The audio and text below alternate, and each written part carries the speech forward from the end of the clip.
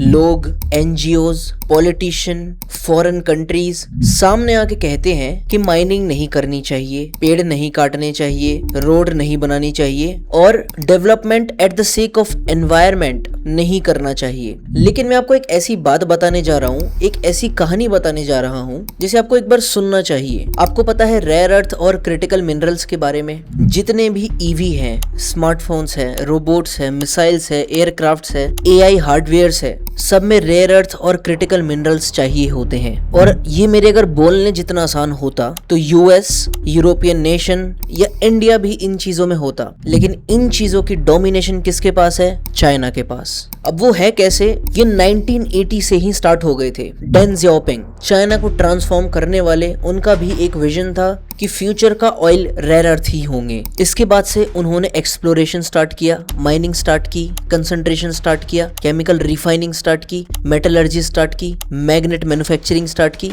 और उसके बाद इन सारी चीजों से EV, drone, wind turbine, robotics, missile, aircraft, इन सारी चीजों की सप्लाई चेन बना दी। मतलब एक एग्जांपल अगर मैं आपको बताऊं तो दुनिया की सबसे मुश्किल से मुश्किल टेक्नोलॉजी चाइना के पास है और उन सारी टेक्नोलॉजी को चाइना बिल्कुल स्क्रैच से स्टार्ट करता है, पत्थर से। इतना भयंकर डोमिनेशन चाइना के पास है। तभी आपने कभी ना कभी न्यूज में देखा होगा यूएसए बहुत बेचैन हो जाता है जब टॉपिक आता है रेयर अर्थ्स का। और रेयर अर्थ्स का एक्सट्रैक्शन बहुत मुश्किल है। इतना आसान होता तो अब तक हो चुका होता बाकी कंट्रीज से। इसका माइनिंग करना, सेपरेशन करना, मेटलर्जी में लाना, मैग्नेट बनाना, इसके हिसाब से इंजीनियर्स बनाने, सप्लायर्स बनाने और कस्टमर्स बनाने, बहुत ही लॉन्ग टर्म विजन है और लॉन्ग टर्म इन्वेस्टमेंट लगेगी। ये चाइना ने किया है। और क्या एनवायरनमेंट पे इम्पैक्ट आया था? बिल्कुल आया था। क्या चाइना ने इसकी कॉस्ट उठाई थी?